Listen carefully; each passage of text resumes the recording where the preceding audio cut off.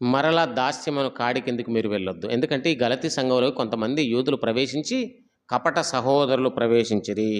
చూడండి 2:4 మనలను దాసులుగా చేసుకోవాలనని క్రీస్తు యేసు వలన మనకు కలిగిన మన స్వాతంత్ర్యమును వేగుచూచుటకు రహస్యముగా తేబడి దొంగతనముగా ప్రవేశించిన కపట సహోదరుల వలన జరిగింది. కొంతమంది కపటలు ఇందులోకి చేరారు. దొంగ సహోదరులే కానీ దొంగ బుద్ధి ఉన్నోళ్ళు, అంటే తప్పుడు వైపు నడిపించడానికి వాళ్ళు ఇష్టపడ్డవారు. వాళ్ళు మళ్ళీ యూదా సాంప్రదాయాలని, ముఖ్యంగా సున్నతి, తర్వాత దాని గురించి చర్చించాడు. సున్నతి అనే నిబంధన పాటించాలని, లేదా కొన్ని నిబంధనలు కొన్ని నియమాలు పాటించాలి, యేసుప్రభు ఒక్కరే సరిపోరు అని చెప్పే బోధ తీసుకొని వచ్చి సంఘంలో చేరారు. వీళ్ళు ఏం చేశారు? ఆ బోధకు లోబడిపోయారు. కొంతమంది ఎంత బాగుంటారంటే మనుషులు సత్యాన్ని వెంటనే విని విధేయత చూపిద్దామండి అంటారు, అసత్యాన్ని కూడా అంతే స్పీడ్గా విని మారిపోతుంటారు. అదే బుద్ధి గలతీలకు ఉన్నది. 1:6 గలతీ, మీరింత త్వరగా తిరిగిపోవట చూడగా నాకు ఆశ్చర్యం కలుగుతున్నది. తొందరగా దేవుని దగ్గరికి వచ్చారు వినగానే, అంతే తొందరగా మళ్ళీ తప్పుడు బోధలకు కూడా వెళ్ళిపోయారు. తొందరపాటు అనేది మంచిది కాదు.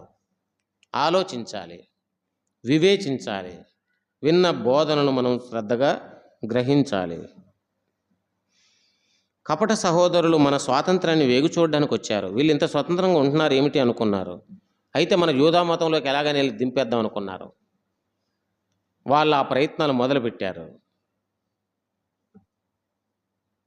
అయితే మనం ధర్మశాస్త్రం నుంచి విడుదల పొందాము. మొదటిదేంటి?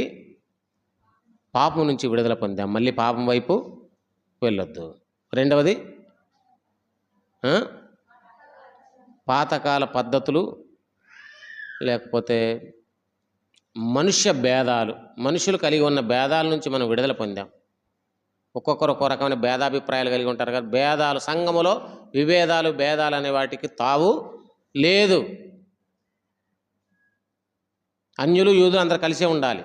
ఆ ఊరు ఈ ఊరు అందరూ కలిసే ఉండాలి. రేపు ఇంక ఏ ఊరు నుంచి వచ్చినా ఎవరైనా కలిసే ఉంటాం.